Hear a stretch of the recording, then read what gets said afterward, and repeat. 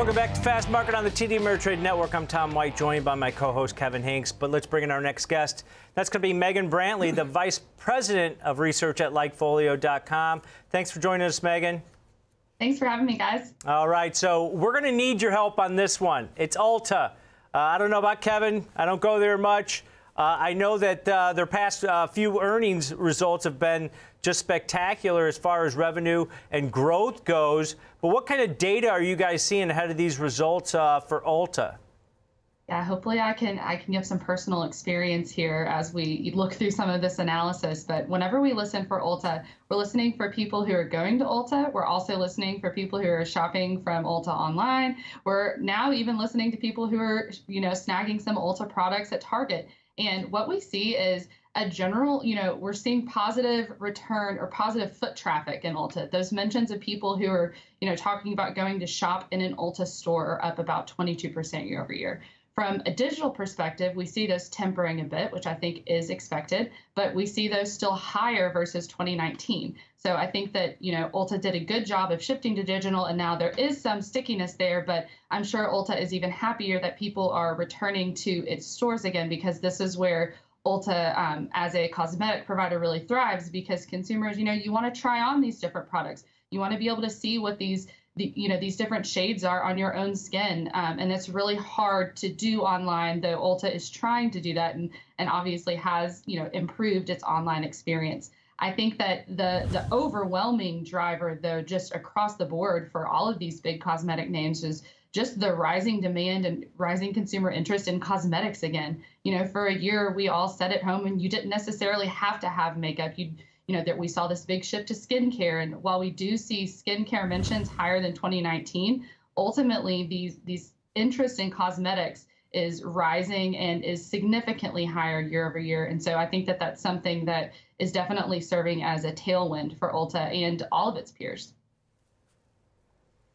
Yeah, first thing, Tom, I don't know why you keep saying like we don't know anything about Ulta. I mean, I don't just roll out of bed and look like this. There's a lot of primping involved in here for me to be camera ready each day. But Megan, when I look at the chart of Ulta, I look at the big jump after the last earnings report. I also look at the big sell-off on October 19th when they had their virtual analyst and investor conference, and they talked about their growth numbers. And the stock plummeted that day, fell hard, rallied back up, and now has gone back down to those levels.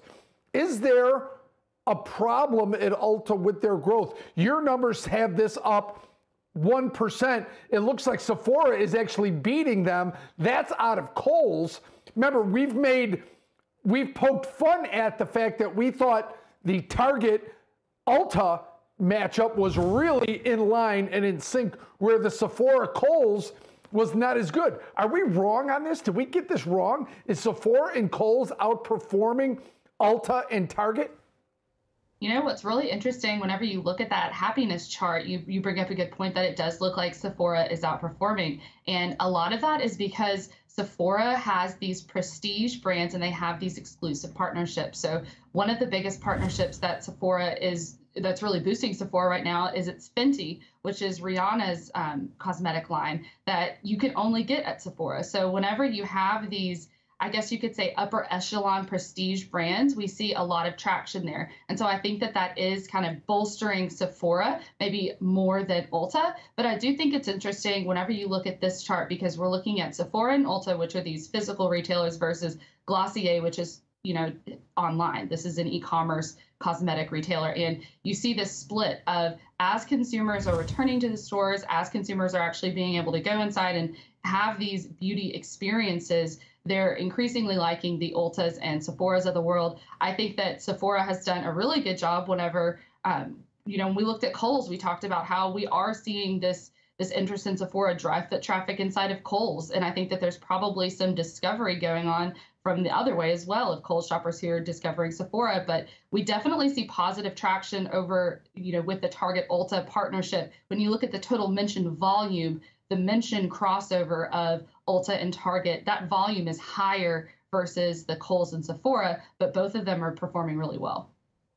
Yeah, and I think as far as individual locations. They've opened up a couple of them in the hot neighborhoods here in Chicago, which are really busy. But Megan, when you talk about these names, whether it's Sephora or Ulta, the partnerships that they have, really important. But it's about foot traffic, as you mentioned at the start of this, and a lot of your data in the retailers over the last month or so with us has been really positive as far as foot traffic goes. Is that going to be the bonus that lifts Ulta according to your data? You know, I think that's one thing that, as you mentioned, it has been positive. Now, does Ulta fall victim to the supply chain woes that we've seen from a lot of other retailers? You know, that's something that our data isn't necessarily going to pick up on. But I think that in reading through some of the comments from their executives, they seem like they're well positioned to, you know, meet demand this holiday season. I think another positive indicator that you could take is they had a 21 days of beauty sale within this last quarter that they're about to report on, and that looks pretty strong. It looks about in line with what we saw with the sale they had a couple quarters ago. So, you know, we see a lot of these this interest in this consumer demand in these cosmetic products returning. But now, you know, is the bar higher? Last quarter, I think, was a bit of surprise to the market whenever Ulta came out and said, you know, these sales are rocketing. We're doing so much better. They raised guidance. But now those expectations have certainly risen. And I think that, you know, they are going to, the investor wants to see this continued growth. So for us, from a, you know, if we're looking at how does this quarter shake up to last quarter, how does it compare? Whenever we see our earnings score, it's about an 8. That's exactly the same as it was a quarter ago. So that is not anything riveting. However, we saw how the market reacted to the same report a quarter ago, and it was a very positive reaction. So I'm curious, what do you guys think is most important heading into this report? Well, I noticed that, you know, the move on the stock post last quarter, really positive initially, Megan, and 2 out of the last 3 earnings report, the stock actually fell post earnings because the stock runs up into that earnings event. We're not seeing it so far this quarter. But I think one of the biggest things is going to be margins. You mentioned supply supply constraints on that front. But then also, what type of guidance the company will give moving forward, especially with the new variant out, maybe some more mandates coming, maybe some more lockdowns. Who knows? There's a lot of uncertainty around that. So guidance will probably be key. But if you look at this space, Megan, you mentioned that score of about 8. If you look at that, it's positive 8, right? But at the same time, that's relatively neutral going into this report, right?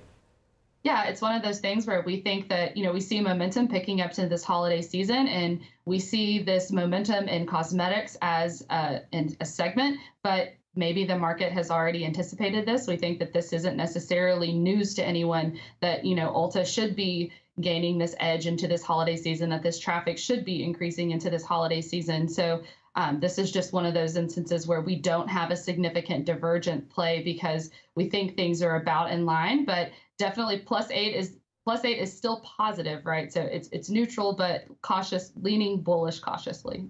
Got it. All right. Great stuff. As always, Megan, thanks for the data. Appreciate it. Have a great day. Thanks, guys. You too.